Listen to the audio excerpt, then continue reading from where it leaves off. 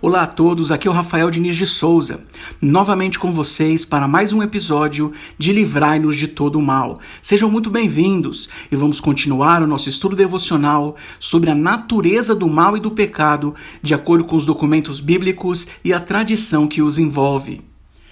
Nosso tema é principalmente inspirado pelo Evangelho de Mateus, capítulo 6, verso 13, que hoje eu lerei na versão da Bíblia de Jerusalém, que diz: "E não nos submetas à tentação, mas livra-nos do maligno, porque a ti pertencem o reino e a glória pelos séculos. Amém."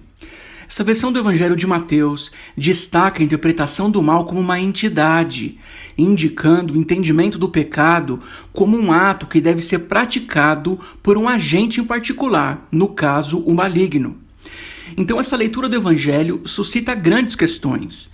Em que sentido valeria a súplica para que Deus não nos submeta à tentação? Seria Deus quem determina o mal e o pecado? E caso a resposta seja positiva, qual seria a nossa participação nisso? Visto que se tudo foi determinado, logo como o ser humano poderia ser considerado responsável pelos seus atos? Nesse devocional vamos abordar questões como essas, além de muitos outros assuntos que com certeza vão edificar a sua formação cristã. Nesse segundo episódio, Determinismo e Livre-Arbítrio, nós vamos tratar da Epístola do Apóstolo Paulo aos Romanos, capítulo 8, verso 28 até o verso 31. Eu vou fazer a leitura do primeiro verso no grego que diz: "Idem en δε, ότι τις αγαπόσιν θεόν, πάντα συνεργείς ακαδόν, τις καταπρόφησιν κλητής ουσιν." E sabemos que todas as coisas contribuem juntamente para o bem daqueles que amam a Deus, daqueles que são chamados segundo o seu propósito. Esse termo, nas cópias gregas que dispomos, seria protesin, que deve ser traduzido para o hebraico como mesimá. Guarde esse nome. Verso 29. "Porque os que dantes conheceu, também os predestinou para serem conformes à imagem de seu Filho, a fim de que ele, Jesus o Messias, seja o primogênito entre muitos irmãos. E aos que predestinou, a estes também chamou, e aos que chamou, a estes também justificou, e aos que justificou, a estes também glorificou." Verso 31. "Que diremos, pois, a estas coisas? Se Deus é por nós, quem será contra nós?" Então, primeiramente, se observa aqui a declaração do determinismo, de que todas as coisas já foram determinadas. Deus já teria conhecido a sua criação antes de criar o homem e de criar os anjos, e até mesmo antes de criar o mundo. Então, a primeira observação que podemos fazer é que o propósito divino seria o elemento que determinou todas as coisas na criação do mundo. Nada que acontece na Terra pode surpreender a Deus. Do contrário, não se poderia admitir o propósito divino. Sendo assim, podemos notar na carta do apóstolo Paulo uma forma de revelação divina de que todas as coisas já foram determinadas. É como se fosse uma escritura do futuro. A gente vê isso na declaração de que Deus conheceu os seus escolhidos de forma antecipada. Se é dito aqueles que dantes conheceu, ele também predestinou. Logo, a gente observa que Deus não apenas determinou todas as coisas, mas ele, na verdade, conheceu antecipadamente a tudo e a todos, antes mesmo que fossem criados. Porque assim como Jó alcançou a epifania, declarando: "E agora eu sei que tudo podes e que nenhum dos teus mesimá", ou seja, os teus propósitos, não podem ser impedidos, conforme escrito em Jó, capítulo 42, verso 2.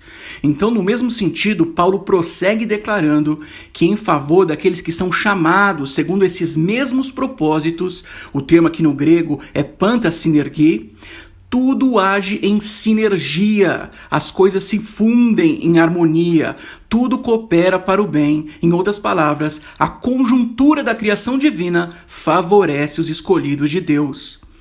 Note que o homem, nesse contexto primeiro, ainda nem foi criado, mas Deus já conheceu a sua criação. E não só conheceu a todos, mas também elegeu entre os seres de arrumação moral aqueles de quem ele se agradou, os quais ele chama de eleitos, fazendo assim um juízo de valor antecipado, que reprova alguns e escolhe outros, conforme suas ações futuras. Então, ele emite opinião antecipada a respeito da sua criação. O Eterno escolhe os seus eleitos, e isto antes da fundação do mundo. Logo, o primeiro ponto que podemos destacar é que a manifestação dos propósitos divinos que serão depois revelados aos homens inclui o fenômeno da presciência de Deus, que elegeu seus preferidos entre todos os homens, ou seja, há uma eleição por parte do Deus vivo, a qual teria por critério as ações que ainda serão praticadas pelos indivíduos em vida. O Eterno é quem determina a tudo e a todos, porém, toda quebra de princípio de ordem moral e todo ato criminoso partirá dos indivíduos que ainda serão criados. Porém, Deus já sabe o que eles farão. Logo, o pecado será possível a partir do momento em que todos os seres humanos recebem o livre-arbítrio, podendo agir com intenção opositora ao próprio Deus. Ainda que essa oposição não ameaça de fato os propósitos divinos. Muito pelo contrário, nisso se cumpre o desejo de Deus de permitir que certos seres criados escolham servir o bem de forma autêntica. A esse ponto eu vou citar a descrição de determinismo e livre-arbítrio da doutora Brand, na página 26. In essence, the human capability to sin is the strongest declaration of freedom of action within a religious system. Em essência, a capacidade humana de pecar seria a mais forte declaração de liberdade de ação dentro de um sistema religioso. Ou seja, a possibilidade do pecado, a nível prático, seria a maior prova de que Deus permitiu o livre-arbítrio. E a nível teórico, a existência do mal seria a maior evidência documental de que se admite o livre-arbítrio num contexto de assunção religiosa. As such, however, it presents a theological problem. Sendo assim, entretanto, isto apresenta um problema teológico. Ou seja, nem todos os estudiosos e religiosos, de uma maneira geral, compreendem bem o funcionamento desses conceitos. Accordingly, perspectives on sin in the Second Temple period differ in their approach to this issue. Sendo assim, as perspectivas sobre o pecado no período do Segundo Templo se diferenciam nas abordagens dessa questão. While some emphasize human agency and free will, others declare that God had determined who would be righteous and who would be a sinner.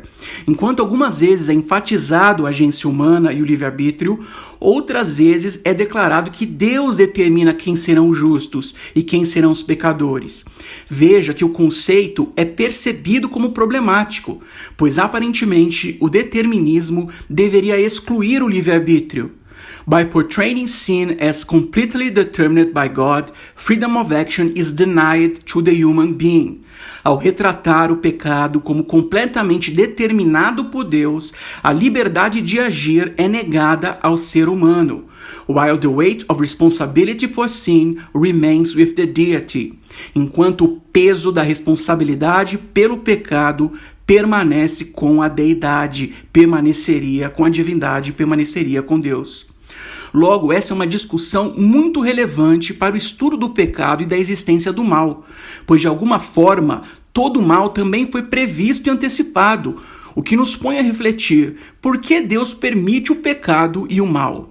A resposta mais razoável seria que sem o pecado e sem o mal como efeito colateral, não poderia existir a virtude e o bem, ao menos não de forma voluntária, entre seres que têm a consciência de suas escolhas. Como no contexto do documento sagrado existe a questão tanto do determinismo como da eleição divina, que acaba fazendo distinção entre os seres humanos de arrumação moral, logo ambas as teses estariam de certa forma expostas no documento sagrado. Porém, esses dois fenômenos são entendidos por alguns como incompatíveis. Em outras palavras, para algumas pessoas, ou Deus teria determinado a tudo, ou os homens teriam o livre-arbítrio. Porém, nem todos encaram a coexistência desses fenômenos como algo problemático. A esse ponto, é importante esclarecer que não existe na literatura do Segundo Templo nenhuma fonte primária que declare que Deus seria responsável pelo pecado dos homens. Há apenas discussões retóricas que sugerem que talvez houvessem pessoas que pensassem assim. Porém, existe a possibilidade de que tais argumentos sejam apenas retóricos, pois nunca é apresentado um partido ou seita que incorpore essa linha de pensamento. Na verdade, esse assunto não é consensual e mesmo no contexto atual do cristianismo, a tradição evangélica se divide basicamente em duas linhas: o calvinismo e o arminianismo. Sendo que o calvinismo professa uma forma de determinismo onde o arbítrio do homem teria sido comprometido pelo pecado, de maneira que o arbítrio livre de influências simplesmente não existiria entre os seres humanos, pelo menos não existiria mais. Logo, considerando que Deus está por detrás de tudo o que ocorre, assim como Paulo descreve de fato, então somente a Deus é concedido a ação de libertar o homem do pecado. Porém, apesar do homem ser incapaz de resistir ao pecado, pois a sua natureza teria o pecado e o mal como preferência, nem por isso Deus teria qualquer responsabilidade pelos atos do homem, pois os calvinistas entendem que o homem escolhe o pecado e é responsável pelo que escolhe, independente se essa escolha é cativa à sua natureza pecaminosa ou não. Em outras palavras, sendo o homem livre ou não, a ação do pecado é sempre humana e nunca divina. Já o arminianismo inclui na sua proposta que, além de determinar tudo, Deus também antecipou a sua própria criação, pois sabendo aquilo que os homens escolheriam, logo essa determinação divina primeira não exclui necessariamente o livre-arbítrio, pois haveria uma sincronia entre as partes. Há um sincronismo na criação, onde o Criador determina tudo e a todos, porém entre as suas determinações também estaria o fenômeno do livre-arbítrio, o qual permite que o homem peque se assim o quiser. Portanto, o livre-arbítrio e o determinismo não são necessariamente excludentes.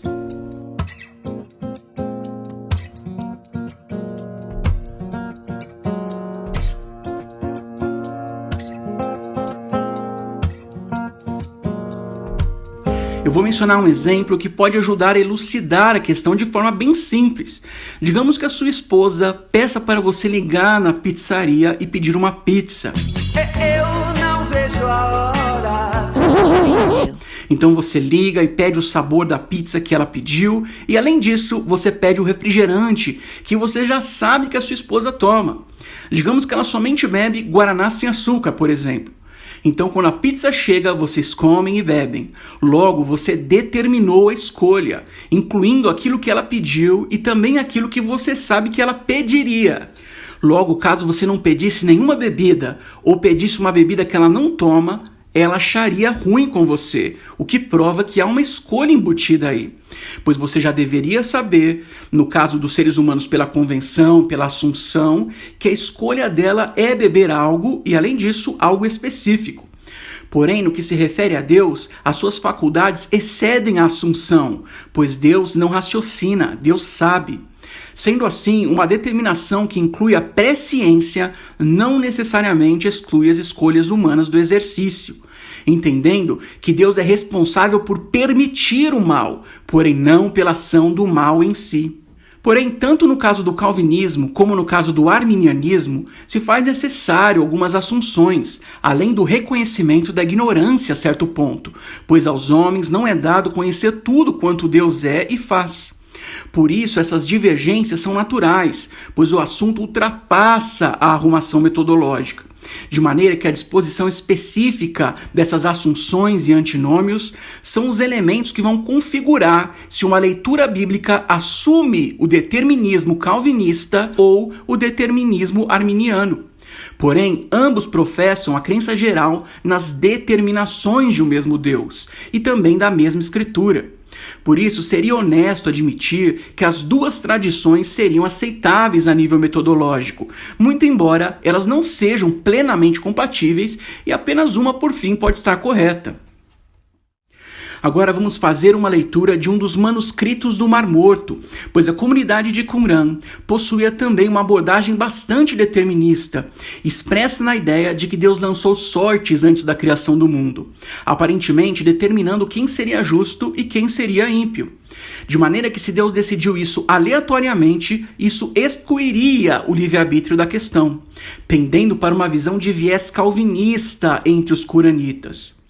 A esse ponto é importante esclarecer que essa comparação de viés calvinista ou arminiano no contexto dos manuscritos do Mar Morto é apenas a nível de exercício. É evidente que esses movimentos protestantes do século XVI ainda não existiam nesse tempo do período do Segundo Templo, sendo considerável que a discussão dos protestantes não se limita ao seu próprio contexto. Na verdade, todas essas questões foram apreciadas por diversos pensadores desde os tempos mais remotos que se tem notícia.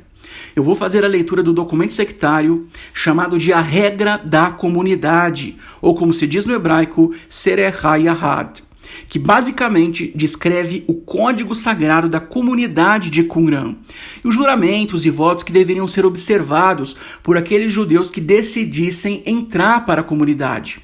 O fragmento que contém essa regra foi um dos primeiros documentos encontrados e por isso ele se chama QS, que significa caverna 1 e Q de Qumran e S de Serech, ou seja, de regra. Essa versão que eu vou ler foi publicada no trabalho The Dead Sea Scrolls Study Edition de Florencio Garcia Martinez e do professor Aibert Tihalar, na página 69. Eu vou fazer a leitura do primeiro verso na coluna 1 em hebraico. Lemaskil tassim lehoyov serech yahad ledrosh, para que o instrutor tenha diante da sua face a regra da comunidade e a possa requerer, ou seja, para que a possa interpretar minuciosamente e cobrar a sua prática dos demais, investigando suas obras, para que se guarde com todo o coração e com toda a alma, para que se pratique aquilo que é bom e justo na sua face. Assim como Deus mandou pela mão de Moisés e seus servos os profetas. E temos aqui uma alusão clara a Deuteronômio capítulo 29.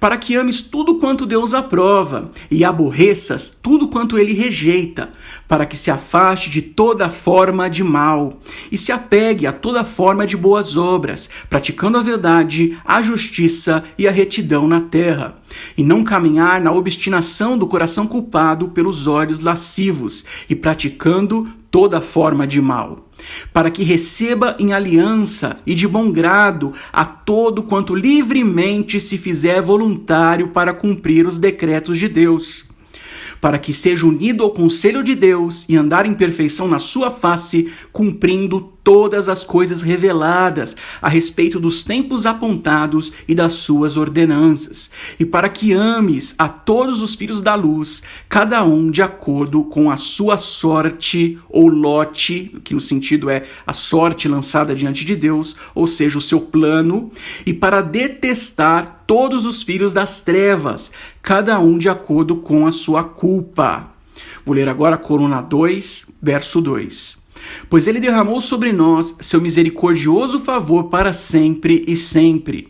E os sacerdotes abençoarão todos os homens da sorte de Deus, que andam sem mácula em todos os seus caminhos, e eles dirão que ele te abençoe com toda a boa dádiva.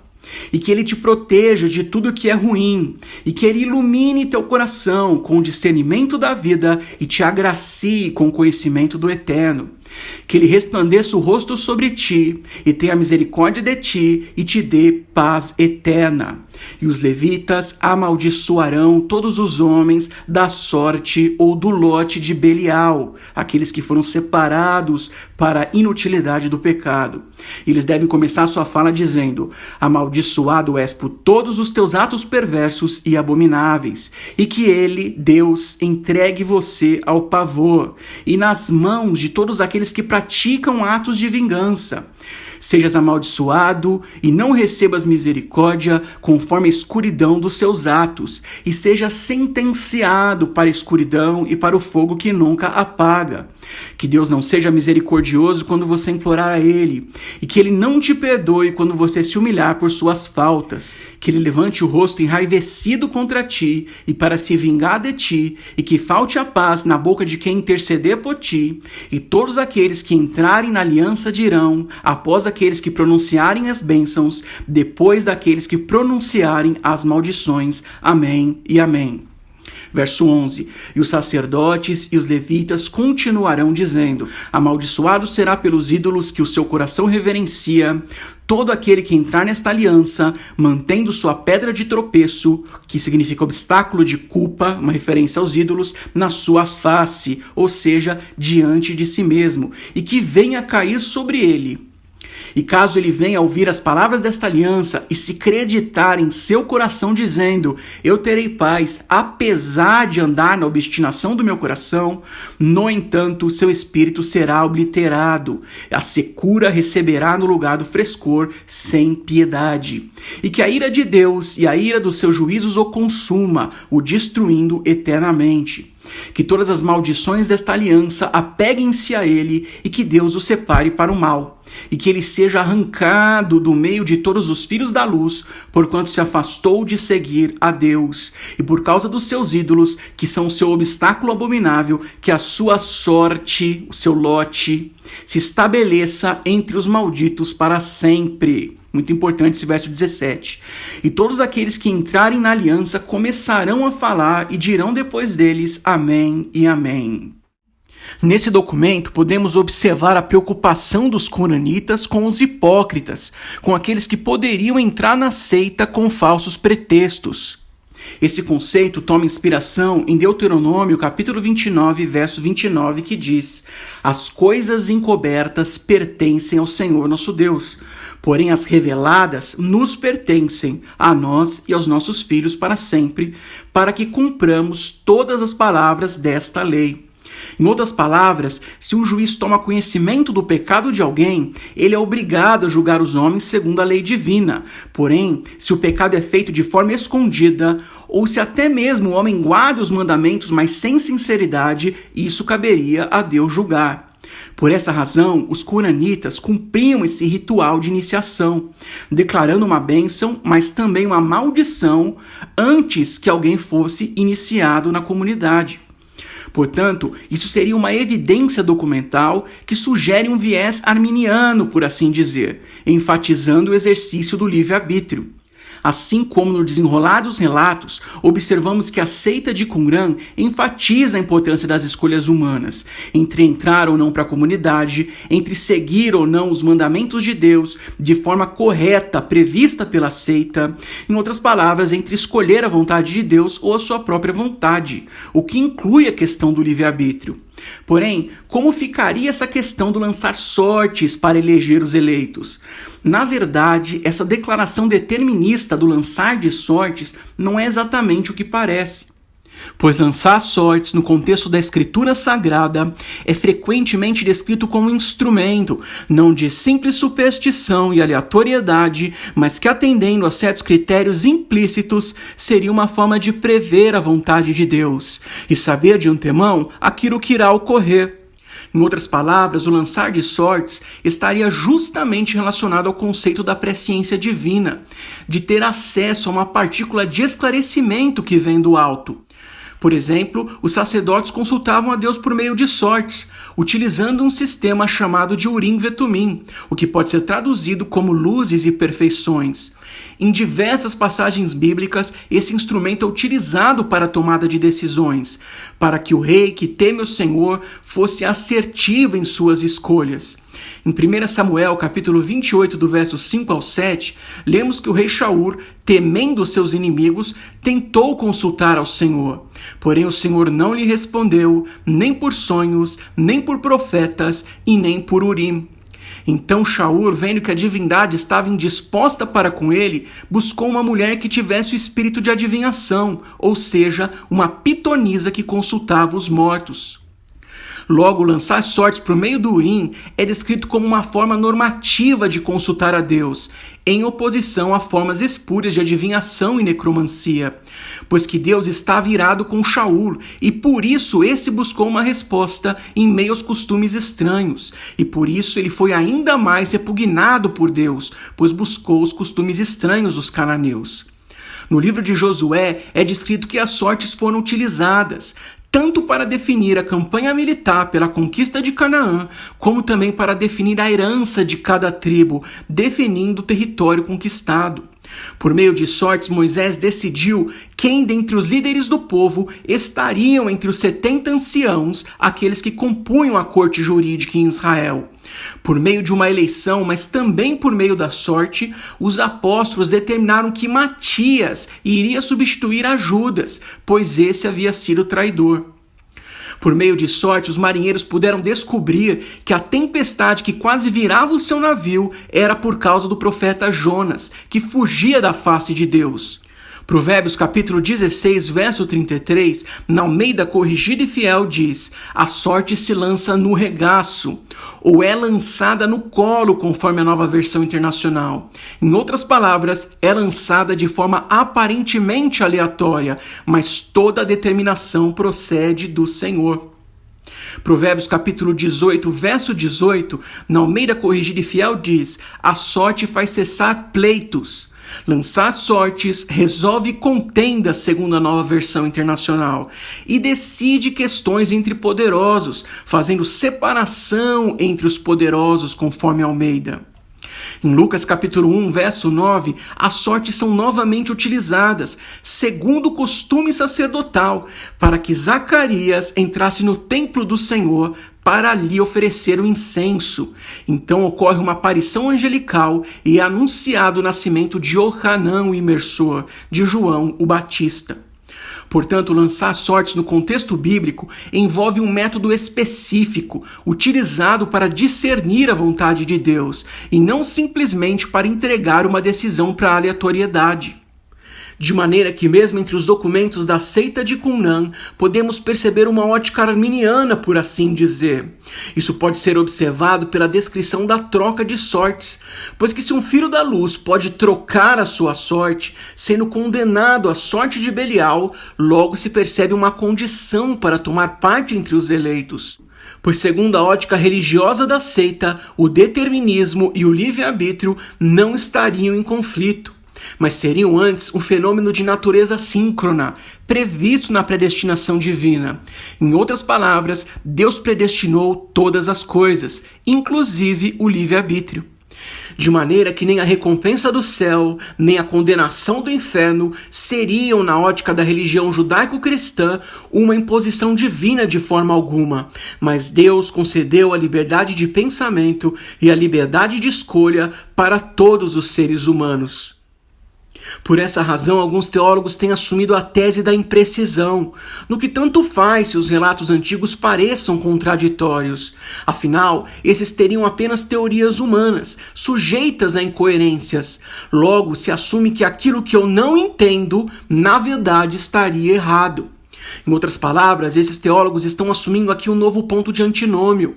Porém, ao fazerem isso, estão cometendo o grave risco de assumir como incorreto aquilo que eles simplesmente não compreendem bem, obscurecendo o entendimento não apenas dos documentos sectários, mas por extensão também dos documentos bíblicos.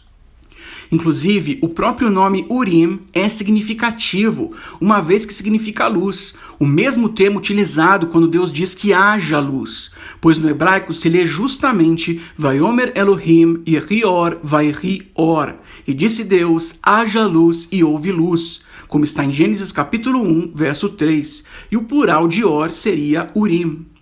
De maneira que podemos concluir que quando o Eterno emite a ordem que haja luz, nesse instante ele determinou segundo a luz da sua presciência e determinou que o mundo fosse criado exatamente nos conformes dessa sua visão. Porém, o que Deus teria visto antes de criar, que justificaria então a existência do mundo? A resposta é que apesar de todo o pecado e de todo o mal, ele viu também nessa visão que antecede a criação a encarnação do seu filho. e no Filho, em quem ele tem todo o contentamento.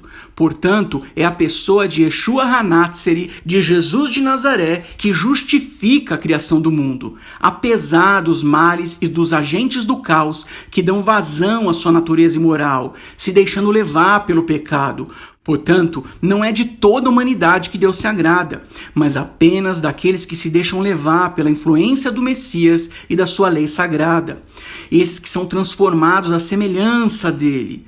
São esses que tomam parte naquilo que justifica a criação do mundo. O verdadeiro homem eleito seria, na verdade, o Filho de Deus, e nós apenas por causa da sua influência em nossas vidas. Visto que não temos valor nem resistência considerável ao pecado, assim como que de nós mesmos, mas é a sua influência que nos transforma. De maneira que os escolhidos, os verdadeiros filhos da luz, são aqueles que se deixam levar pela influência dos ensinamentos do Messias, daquele único homem que sozinho justifica a criação do mundo que nós conhecemos. Que ele abençoe a sua vida e que ele te faça triunfante nas determinações do Pai Celestial, que são desde antes da fundação do mundo. No próximo capítulo eu vou falar sobre o primeiro pecado, que veio a ter lugar de fato e não apenas pelo presságio divino logo após a criação do primeiro homem. Vamos continuar falando sobre os pergaminhos do Mar Morto e sobre como esse grupo tão diferente de religiosos compreendia a origem do mal e do pecado. Um abraço, foi um privilégio falar com vocês.